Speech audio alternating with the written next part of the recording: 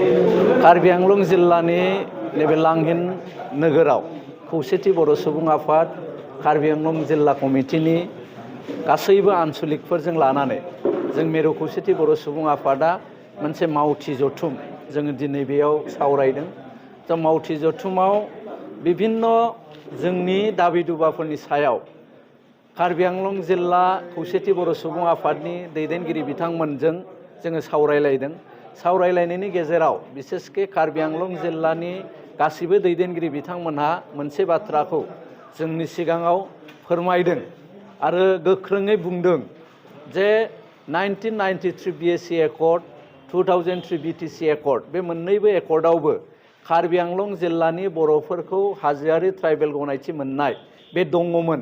बै समावबो जायाखै। दिनै बिटिआर एकर्ड जि मोनसे थामथि बर' गोरोबथा बे गोरोबथायावबो 6.1 नं दफायाव जिहेतु कार्बि आंलं जिल्लानि बे इस्युसआ लिरजादों आरो बेखौ मावफुंनानै होनो थाखाय सोरखारि भाबै खोथा होदों। किन्तु जिहेतु बोसोरनैनि बारा एकर्डआ बारलांबाय, थ' बोसोरनैनि बारा बारलांसेयावबो जेबो जायैखौ नुनानै कार्बि आंलं जिल्लानि जोंनि मावथि बिथांमोनहा जोंखौ बुंदों जे बे सायाव जाहाथे स्ट्रेस होनानै मोजाङै जोंनि जि एकर्ड सिगनेटरिस आफादफोर जेरै दुलाराय बर' फरायसा आफाद NDFBनि मोनब्रै हानजा आरो जों खौसेथि बर' सुबुं आफाद लोगो नांलायनानै थाबैनो बिनि बागै खामानि मावनायखौ बिथांमोनहा लुगैदों। जों खौसेथि बर' सुबुं आफादनिफ्राय जोङो गोबां सम जोङो सोरखारखौ जोङो बुंबाय थादों। बे दिसपुरानो जा बा दिल्लीयानो जा जों बिथांमोनखौ बुंबाय थादों। दासिमहालागै खेबसे जोङो थोंजोङै थांनानै दिल्लीयाव बे इस्युखौ लानानै रायलायबाय। खेबसे जोङो खेबथाम जोङो भिडिअ कनफारेन्सनि जुगेदि जे बिटिआर गोरोबथानि जायफोर दफाफोर गासैबो दफाफोरखौ मावफुंनायनि थाखाय जोङो सावरायबाय। जोङो खोब आसा बायदि जे जोंनि जि दफाफ्राव दङ बे दफाफ्रा मावफुंजानांगौ आरो मावफुंजागोन। बिनि बागैबो जोङो मोनसे बाथ्राखौ दिनै नोजोर बोदों आरो दुखु मोनदों जे आसामनि जोङो दाख्लै 2 तारिखनिफ्राय बङाइगावनिफ्राय जागायनानै जोङो दिनै कार्बि आंलंनि लांहिनसिम मोनफैदों जे गासैबो जिल्लायाव रायजो जानाय बर' माहारिनि जोंनि सुबिदा उसुबिदा एबा जोंनि दुखु जाल्ला एबा जोंनि इस्युसफ्रा मा गासैबो आलादा आलादा। बिनि गेजेराव मोनसे बाथ्राया थि जे जोंनि ट्राइबेल माहारिया बांसिनानो हाग्रा ओनसोलाव रायजो जानानै दङ। किन्तु जों नोजोर होबाय जे एकर्डआव जुदिअ दङ 5.3आव जे हाग्रा ओनसोलाव रायजो जानाय ट्राइबेलफोरनो हानि मोनथाय होनाय, किन्तु बेखौ होआलासेनो आसाम सरकारा बिभिन्न एंगुलजों आसामनि ट्राइबेलफोरखौ जि मोनसे एभेक्सन खालामनायनि नटिस होनाय बेखौ जोङो नुदों आरो नुनानै जोंनि दुखु मोननायखौ फोरमायदों। इतिमध्ये जोङो बिनि सायाव जोङो गोख्रों जोंनि अपोज खालामनाय सरकारनि खाथियाव जों बेखौ जोङो देखायदों आरो जोंनिफ्राय बर' माहारिनि गासैबो आफादफोरखौ जोङो खौसेथि बर' सुबुं आफादनिफ्राय जोङो खावलायनो लुगैदों। बिनि बागै जोङो ज'यै जोङो हाबा मावनांगोन।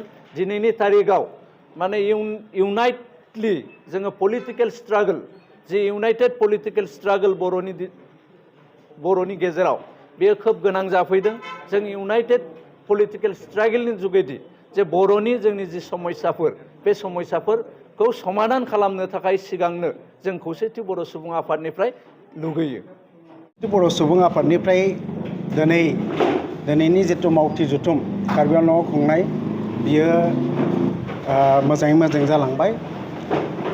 बिथांमोनहा दाखालि 2 तारिखनिफ्राय फैयै बिभिन्न जिल्लायाव हाबबोनानै दिनै जोंनि कार्बि आंलं जिल्लायाव बिथांमोनहा नुजाथिफैनो हादों आरो बिथांमोनहा नुजाथिफैनायजों लोगोसे जोंनि कार्बि आंलंनि मावनो गोनां हाबाफारि बा मा बिथिङाव मावनांगौ बेखौ बिथांमोनहा नोजोर बोफैदों आरो माखासे बोसोन बा मावथांखि बिथांमोनहा दिन्थिलांदों।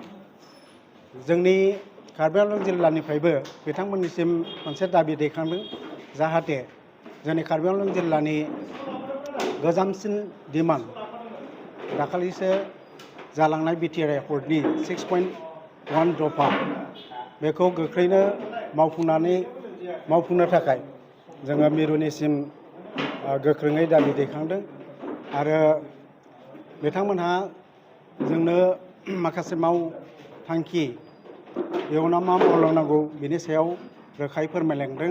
जोंना सोलोंथाइनि बिथिङाव जोङो माखासे हाबाफारि मावनो गोनां दङ। बेफोरखौ जोङो पर्यायक्रमे मावलांबाय थासिगोन आरो हा हुनि बेलायावबो जोंनि जिल्लानिफ्राय बिथांमोननो फोरमायनाय जादों। जेरै लांथिफु बेयावबो इभेकसन जानायनि माखासे सरकारनिफ्राय नटिस होदों आरो जोंनि सिलाबार आनसलिक दासिमबो हानि समस्याया जोबाखै। बेफोर हानि समस्याफोरखौ जाहाथे थाबैनो सुस्रांना होयो सेन्ट्रेलखौ नारसिननो थाखाय, सेन्ट्रेल सरकारखौ एबा आसाम सरकारखौ नारसिननो थाखाय जोङो मिरु खौसेथि बर' सुबुं आफादनि मानगोनां गेदेमा दैदेनगिरि बिथांमोनखौ नारसिनदों।